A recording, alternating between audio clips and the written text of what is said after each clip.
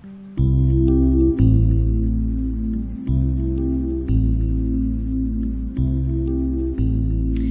everybody, it's Christina from Card Making Magic. Today I'm going to show you how to make plain hinged cards.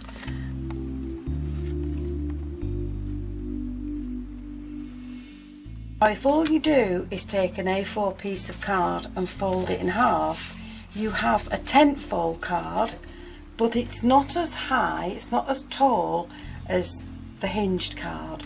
So I'm going to show you how to get this look from A4 paper, A4 card.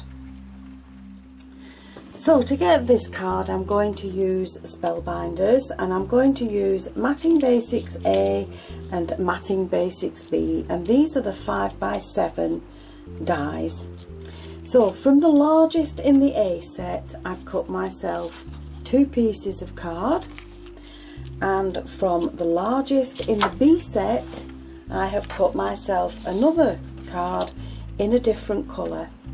And then I've gone back to the A set and used the second die down and cut myself a white mat.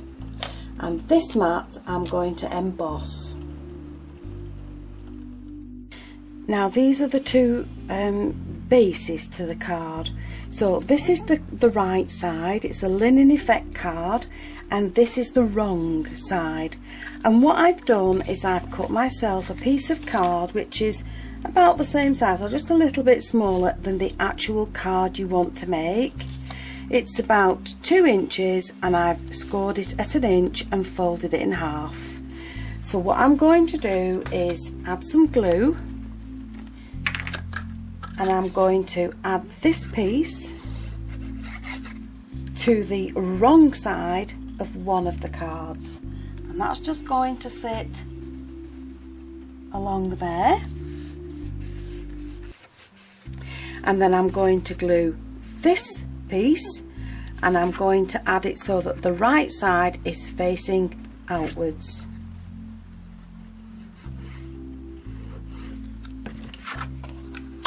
And then if you line it up, you'll have a nice neat base to your card, and that's the hinged part to the card. So once I have the hinge card made, I'm going to line the inside of it with another piece of card on both sides, just leaving a small border around the edge. So there's my base card with the lining. I've cut a smaller layer from a contrasting card that will, well, a card that will blend with the colour. That's the next layer that I've embossed, and then I've cut myself 2 of the square panels from the adorning squares, and I'm going to sit those on the front of the card. Now I know that when you're making cards with these very intricate dies, they're sometimes awkward to get the card out. So I have told you before about the tumble dryer sheet, but you can also use talcum powder. So all you're going to do, and you're going to find the cheapest talcum powder you can. This has just been loaded up with some really cheap powder, and you're just going to dust over the frame. Then once you've done that, you can add it to your card and tape it in place and run it through your die cutting machine. Now another question that I'm asked is, can you use Spellbinders with another die cutting machine apart from the Grand Caliber? And the answer is yes. As long as that die will go through that area, you can fit that die on your machine. Now these are the grand decorative circles, and if you look, obviously they are not going to go through that gap. So for these you will need the bigger machine. So this has now been cut and embossed through the big shot, and we can take the tape off. But because you've now talcumed the die, that should now be easier to come out of your die. So you're just going to push it gently round, and there it is, look, all embossed, all die cut. And then all you need to do to get rid of the bits in the die is just give it a smart wrap, and all your bits will just come out.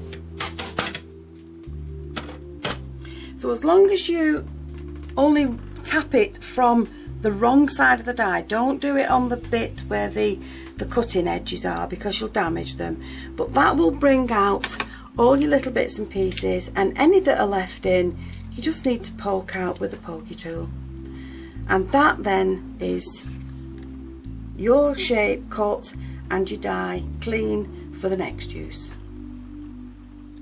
So I've layered all these pieces in place, and before I glue this to the front of the card I'm going to add in some ribbon. So I'm gluing it in place so that the workings are on the back and won't be visible once the card is assembled.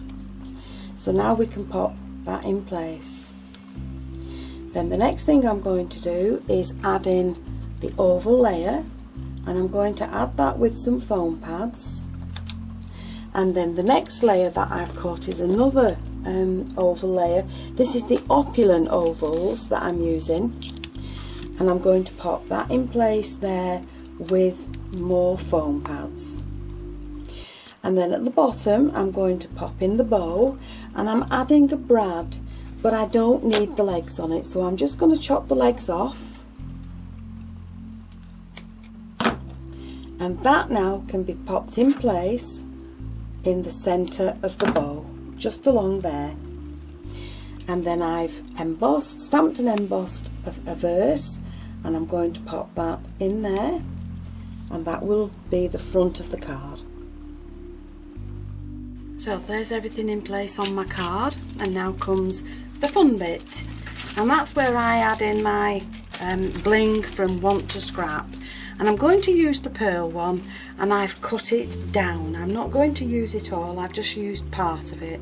So I've cut the bottom part off, and I'm using the other part to the swirl. So what I'm going to do is just peel it off the back end, and I'm just going to add some in place along the bottom edge, and we'll add the other piece in along the top so that it's just coming out from behind the oval. And then I've used one of the matching tags, two fancy tags, and I'm just going to peel that off, and that just needs to be popped around the sentiment. Make sure it all fits in place, and that just completes the look for my hinged card. So there you have 3 very pretty hinged cards. The size is 5 inches by 7 inches, and you can embellish that and dress it up any way you want.